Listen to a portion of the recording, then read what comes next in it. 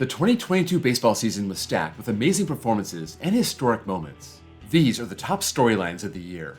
First, the A's fire sale.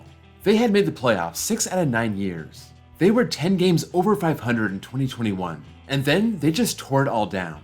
Matt Olson, Starling Marte, Mark Canha, Matt Chapman, Sean Manaea, Chris Bassett, Josh Harrison, Andrew Chafin. They were all traded or walked away in free agency, and this team went from 86 wins down to 60.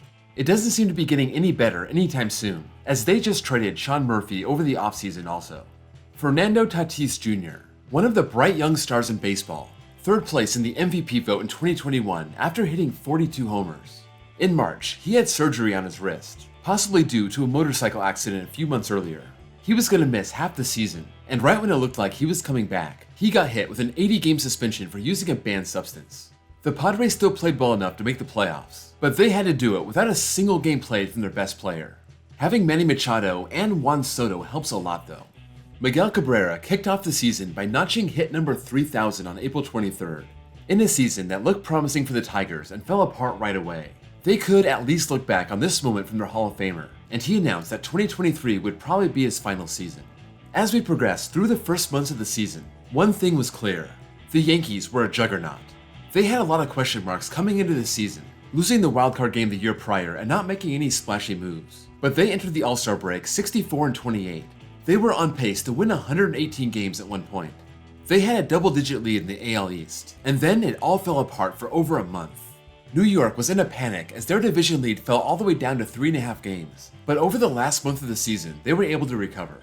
On the West Coast, Seattle brought up an electric rookie, Julio Rodriguez. He established himself as the face of the franchise that hadn't made the playoffs since this rookie wasn't even a year old, but they were out to change that in 2022.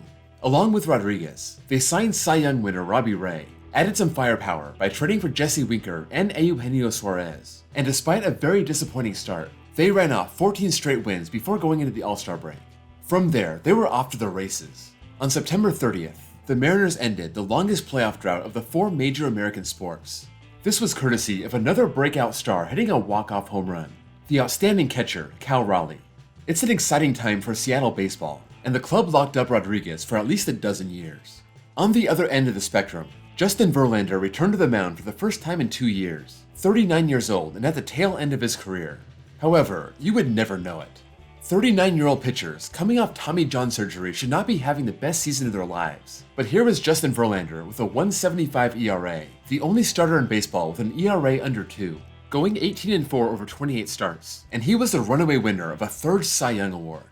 Verlander wasn't the only outstanding pitcher in the AL West. The Angels had a guy who was absolutely dominant on the mound, and it was the same guy who hit 46 homers in 2021. Shohei Ohtani proved to be an elite offensive player last year, and he was also a very solid pitcher. In 2022, he proved that he might even be better at pitching than he is at hitting. Over 28 starts, he posted a 2.33 ERA and led the league among qualifiers with 11.9 strikeouts per 9 innings. He had another very good season at the plate, but his pitching caught everyone's attention as he finished 4th in the Cy Young vote.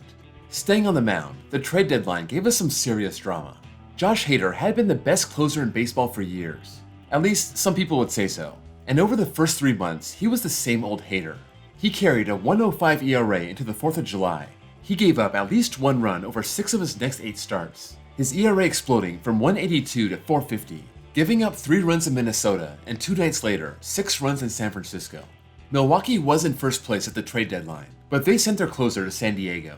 They did get Taylor Rogers in the return package, but his 5.48 ERA was not getting the job done. The Brewers fell out of first place a week later, and they would start having to look at the last wildcard spot as their only path to the playoffs. That didn't happen either, and the NL Central favorite was sent home early. As for Hader, he continued his misery in San Diego, sporting an ERA north of 17 over his first 9 games. But he figured it out, gave up nothing over his last 10 games, and he was dominant in the playoffs as the Padres made a run to the NLCS. Milwaukee's demise made the Cardinals happy, and they were able to win their first division crown since 2019. It was a special year for the Cardinals in many ways, but on September 14th against those Brewers, we got to see some history being made. Adam Wainwright and Yadier Molina have been teammates since 2005. They've won a World Series together, and on that night, they took the field together for the 325th time. This broke the record held by Mickey Lolich and Bill Freehan, pairing up 324 times for the Tigers between 1962 and 1975. In this day and age where players switch teams all the time, the odds we'll see a pitcher and catcher play this long together are slim to none. So this record will probably stand forever, as Yadier Molina hung up his cleats at the end of the year. From two old guys to a bunch of young guys, nobody thought that baseball's youngest team was going to make any noise this year. The newly minted Cleveland Guardians even entertained trading their best player, Jose Ramirez, but they kept him. They had a promising young staff led by Shane Bieber.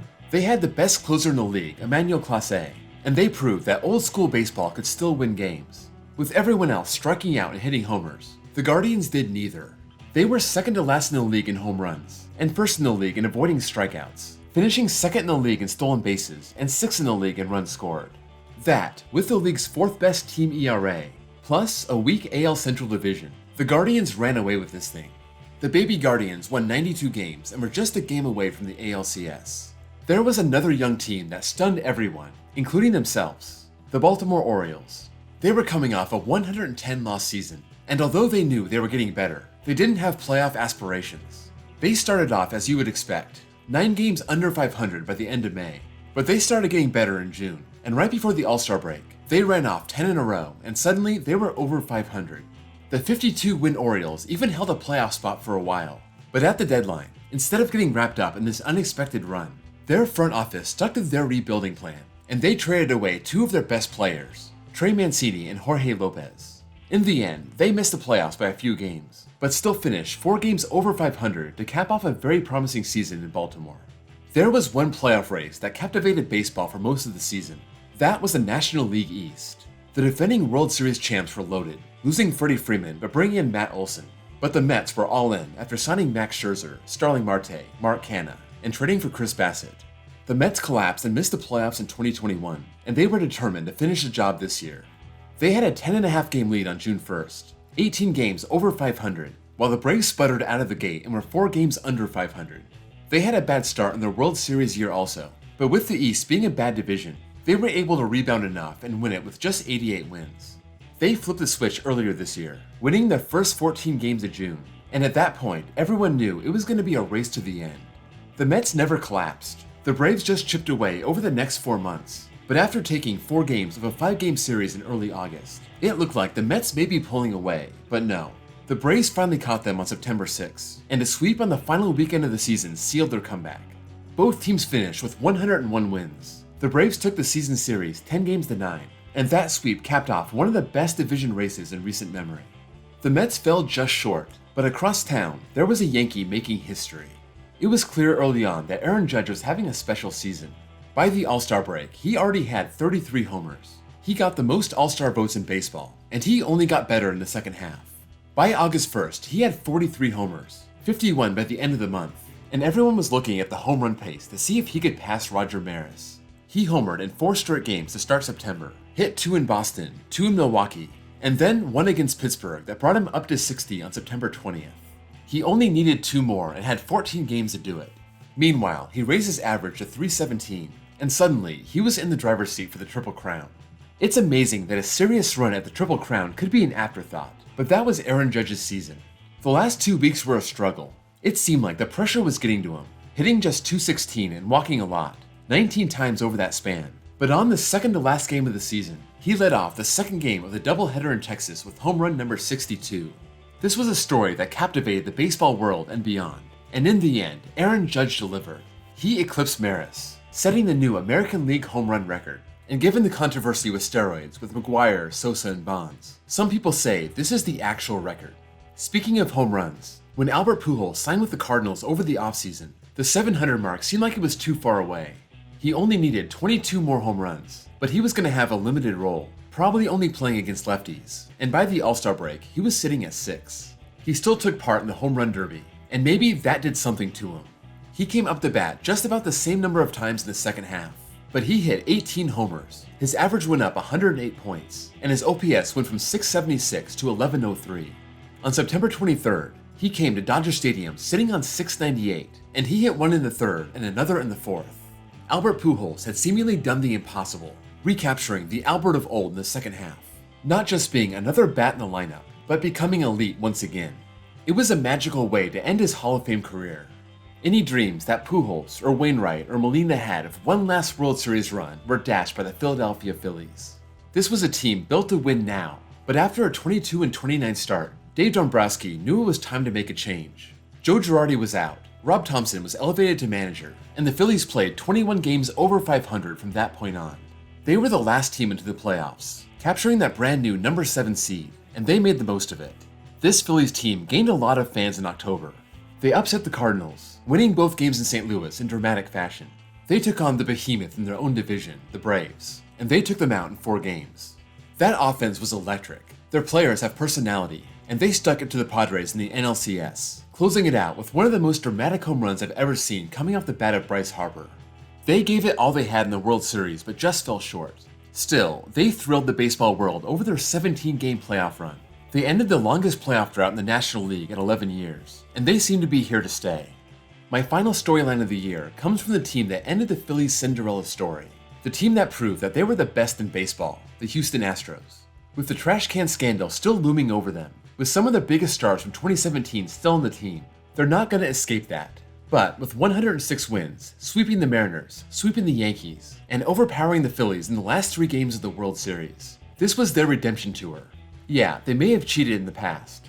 Yeah, maybe you can put an asterisk in their first World Series. But they have consistently been the best team in the American League for 6 years now, making the ALCS every year, winning 4 pennants, and now they have a World Series that nobody can deny. You may not like them, but I at least have to acknowledge who they are and what they did in 2022. Oh, and don't forget about Dusty Baker winning his first World Series after 25 years as a manager. That was a ring that was long overdue. That's all for the biggest storylines of the 2022 season. Let me know if I left anything off here, and what your favorite storyline of the year was. Before you go, don't forget to drop a like, and if you're new here and love baseball content, please give me a sub. Thank you all for watching, and I'll see you all next time.